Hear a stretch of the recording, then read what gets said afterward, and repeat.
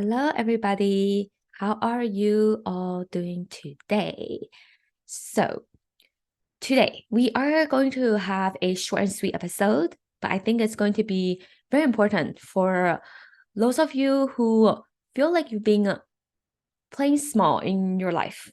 It could be in your relationships, maybe you're not speaking up, or in your business, in your career, you're not really taking up and owning your voice and owning your space in your life.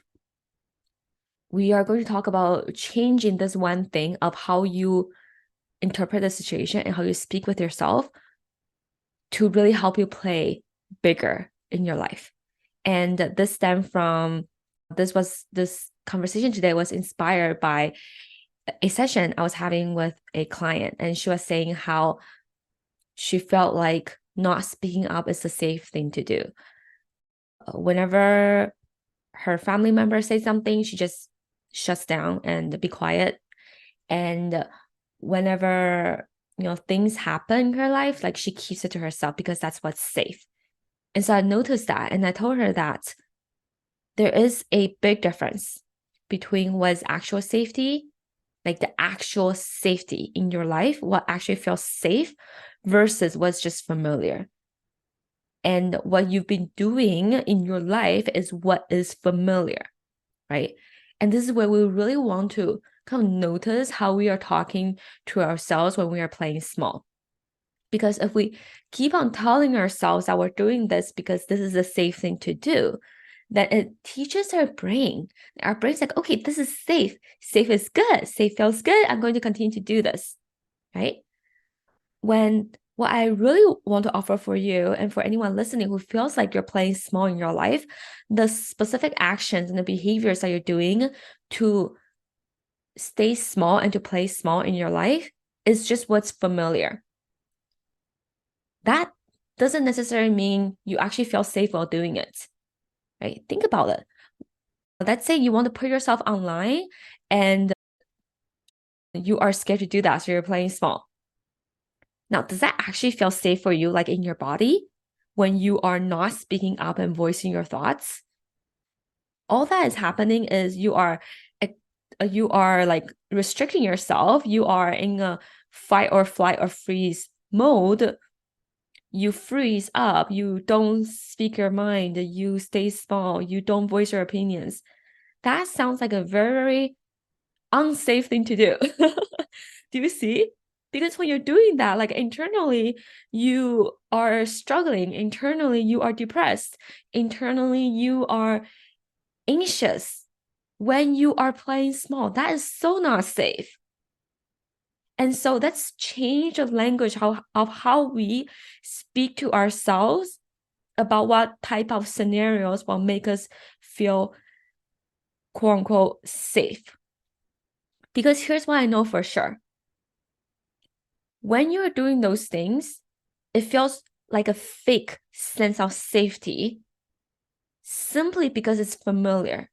Because you've been practicing it, you've been doing it for a long time in your life, and you're very used to it. And your body loves to repeat what it's known. So it creates that fake sense of safety. Even when you are keeping yourself small, but you're anxious, like you're worried and you're keeping yourself small, maybe you really want to voice your thoughts, but you feel like you can't do that. The struggle of you not being able to do that. So then you are stuck in your own worry. You are depressed because of it. You feel limited and restricted and small because of it. Those feelings do not feel good.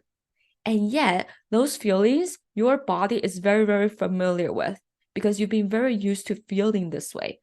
And so this creates that false sense of safety that feels, quote unquote, like in a way feels comfortable for you, but it's not true comfort. It's not true safety. And this is what I want to offer is you want to really lean in and really start to explore what actually feels like true safety for your soul, right?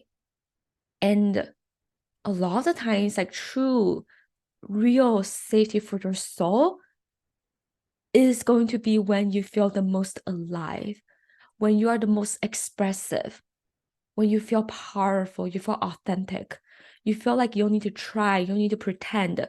You can just be yourself in a very raw and on a vulnerable way, where you're just being yourself so completely and so wholly in your life, in your relationships, when you are working in your business.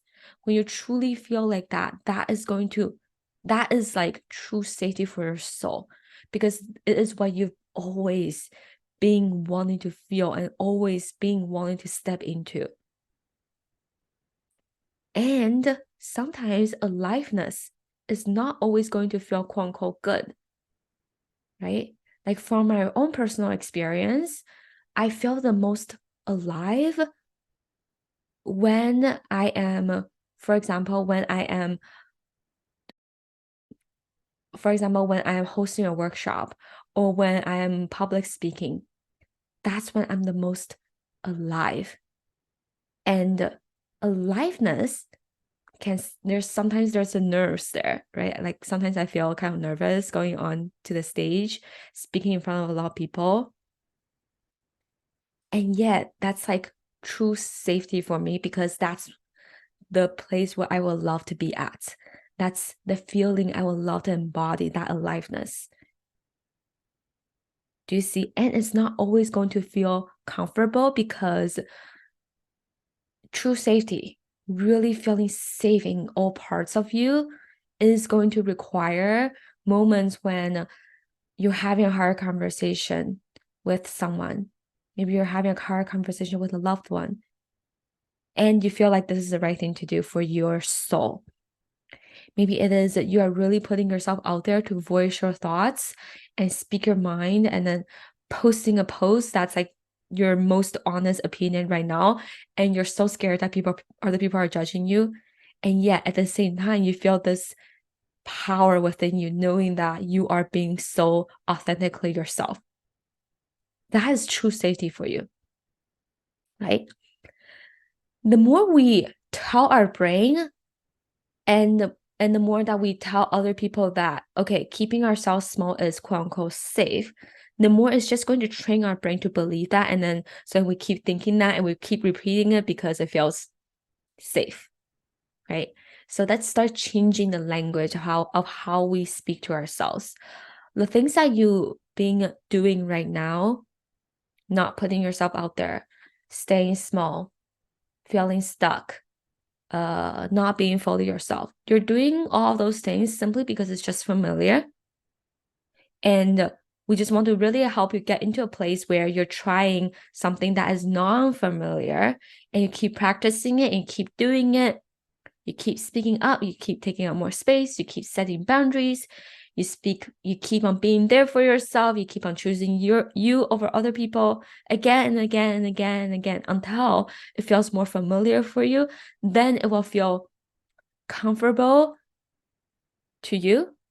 And this is where you can really tap into that true safety in your soul, right?